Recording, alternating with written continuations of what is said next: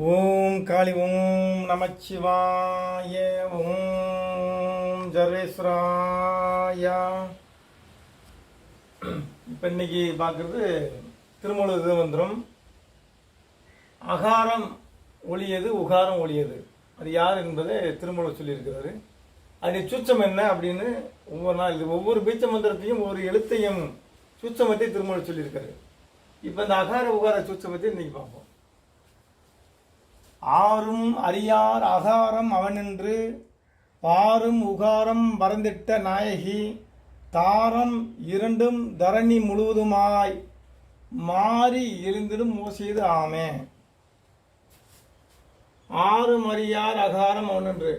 இப்ப ஈசனே அகாரம் என்று, அகாரம் ஈசன், அகாரம் ஈசன்,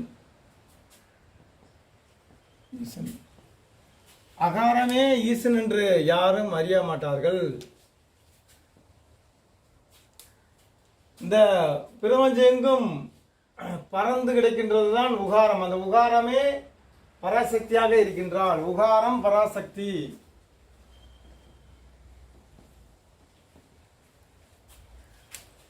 இந்த அண்டம் முழுக்கவும் அந்த ஒலிக்கக்கூடிய ஓம் என்ற ஓசைக்கு தாரம் இரண்டும் தரணி முழுவதும் வந்து அண்ட முழுவதும் ஒலிக்கக்கூடிய ஓம் என்ற ஓசைக்கு துணையாகவும் ஆதாரமாக இருப்பது அகார உகாரமாகும்.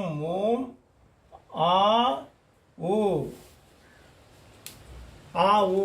இந்த ஓம் என்ற அந்த ஓசைக்கு பிரபஞ்சமெங்கும் ஆதாரமாகவும் துணையாகவும் இருக்குது அகாரம் உகாரம்.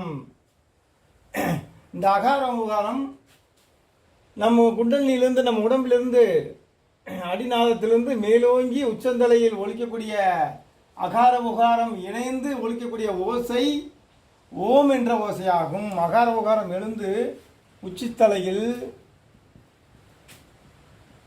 ஒலிக்கின்ற ஓசை ஓசை ஓம். அப்ப ஆ ஊ மா ஓம். இந்த ஓசை அகார உகாரம் சேரும்போது இது இம் என்று ஒலிக்க ஆரம்பித்து விடும். அகார உகாரம் என்ற ஓசை நம் மேல் நோக்கி உச்சந்தலையில் ஒலிக்கும் போது, அந்த ஒலி எழும்போது இம் ஓம் என்ற ஓசையோடு ஒலிக்கும். இம் மகாரம் அருந்துவிடும். குழந்தை சக்தி, சக்தி சிவம் சுந்தரம். ஆ ஊ மா ஓம். அப்ப இந்த மாதிரி அகார உகாரம் நம்ம உச்சத்தலையில் ஒலிக்கும் போது ஓம் என்ற ஓசை மகாரகையாக குழந்தை பிறந்து ஓம் என்று ஒலிக்க. அப்ப அண்டம் முழுமையும் ஓங்கார விடமாக ஒலித்துக் கொண்டிருக்கும். சக்தியின் சிவமாக அண்டம் முழுவதும் ஒலித்துக் கொண்டிருக்கின்றது. ஆறும் அறியார் அகாரம் அவன் என்று பாரும் உகாரம் பரந்திட்ட நாயகி பராசக்தி. உகாரமாக பராசக்தி இருக்கின்றால், அகாரமாக ஈசன் இருக்கின்றால். தாரம் இருந்து தண்ணி முழுவதும் இந்த ஓம்காரத்துக்கு அச்சாதாரமாக துணையாக இருப்பது அகார உகாரமாகும். இவை உச்சந்தலையில் எலும்பி நமக்கு ஒலிக்கும் போது ஓங்காரமாக ஒலிக்கும். ஆறும் அறியார் அகாரம் அவன் என்று பாரும் உகாரம் பரந்திட்ட நாயகி தாரம் இரண்டும் தரணி முழுவதுமாய் மாறி எழுந்திடும் ஓசைது ஆமே. இந்த மாதிரி சில சூச்சங்களையும், பிரபஞ்ச சூச்சங்களையும், பேரண்ட சூச்சங்களையும், பல அண்ட சூச்சங்களையும், உலகத்தின் உயிர் தத்துவத்தையும் சிருஷ்டிப்பு தத்துவத்தையும் சொன்னவர்கள் சித்தர்களே.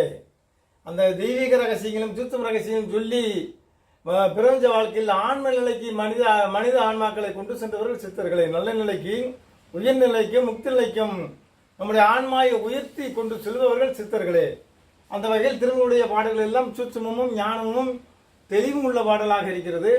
அதை நாம் முறையாக அவருடைய அன்போடு அருளோடு பணிந்து அவருடைய விளக்கத்தை தெரிந்து படித்து நாம் சிவதியானத்தில் அமருவோம். ஓம் காளி ஓம் நமச்சிவாய.